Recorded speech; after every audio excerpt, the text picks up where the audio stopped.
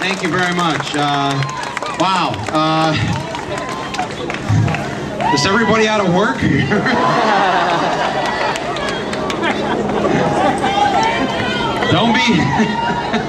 Don't be skipping class for this. Wow. Well, thank you very much. I'm sorry you couldn't get in. And when I heard you were out here, I said set something up so I can come out and talk to people.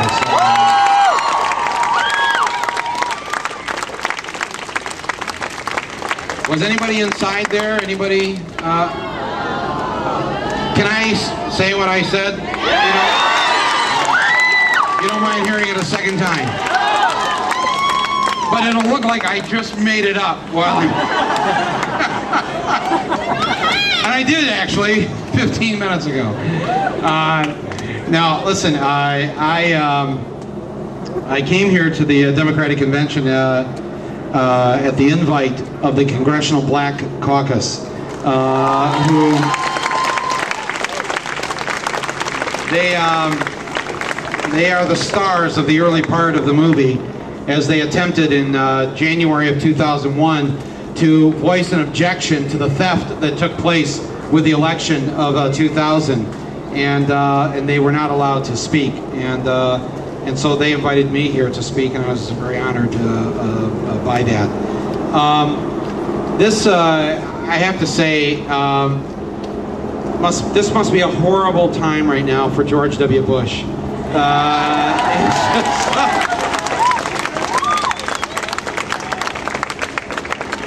And I don't mean that just because of all the people here in town for this convention. I'm talking about all across the country. Average, everyday Americans who believed their president. They believed. Because if you remember back 16 months ago, at the beginning of the war, when he was whipping up everyone for war, and of course, you know, most of us, we didn't believe him, right? And but you remember what that was like? When you, at work or at school, when you try to tell people that this was wrong, and boy, I mean, people got angry, right? It was, you had to kind of watch it. And I know, I mean, 5 days into the war, I was on the Oscar stage, and I was like,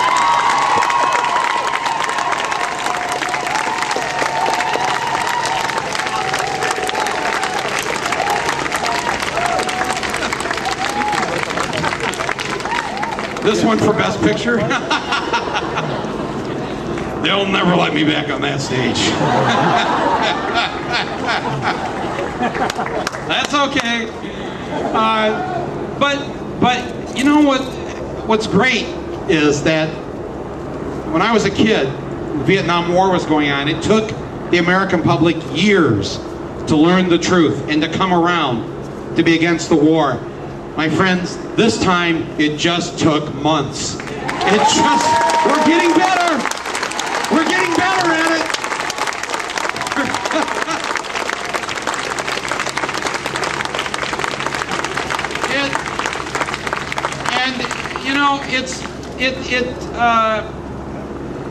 Our fellow Americans who supported the war, and I've answered this question many times here this week, because the press all wants to know, well, how do you square the fact that you were against the war and John Kerry voted for the war? And I say, well, you know what? John Kerry did what 70 to 80% of our fellow Americans did. He committed the crime of believing his president.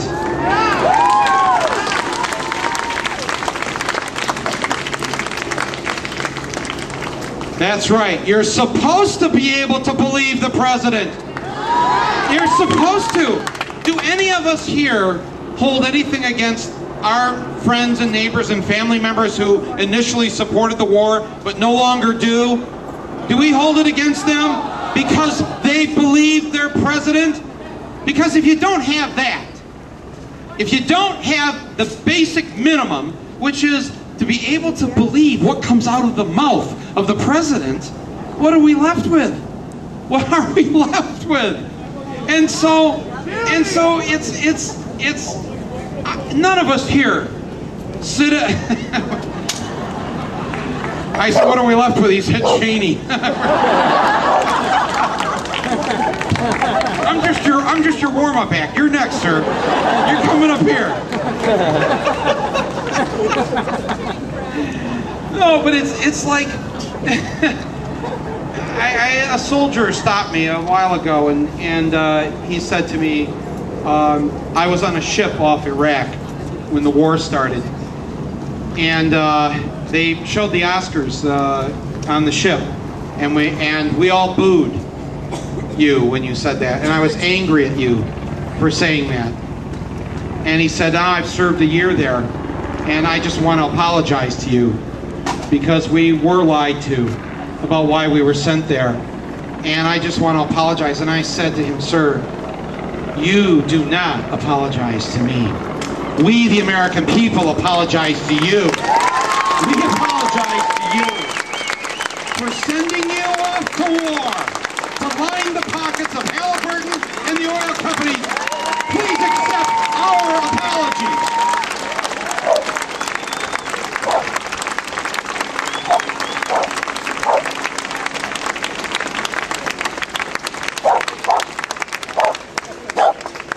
Here in our military, you offer, as I say in my movie, you give us a gift. That gift is you offer to defend us, to give up your life if necessary, to defend the country. You do it so most of us don't have to. That is an incredible gift. And all you ask for in return from us is that we never send you into harm's way unless it's absolutely necessary. And we have violated that trust. And we are sorry. We are sorry. And we are going to remove George W. Bush for doing this to you.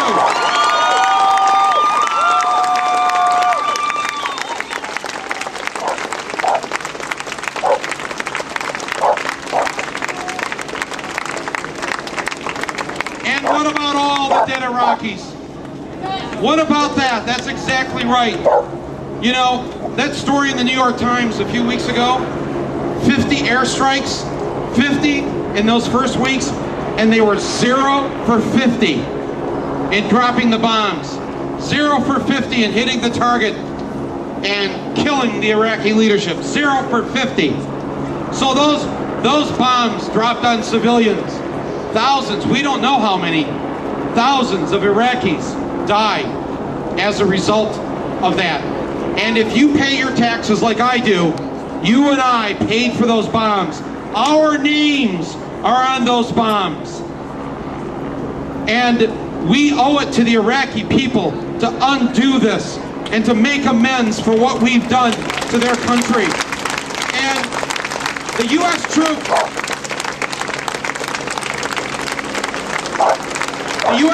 have got to go. The U.S. troops have got to go, but we have to pay for the reparations to rebuild that country.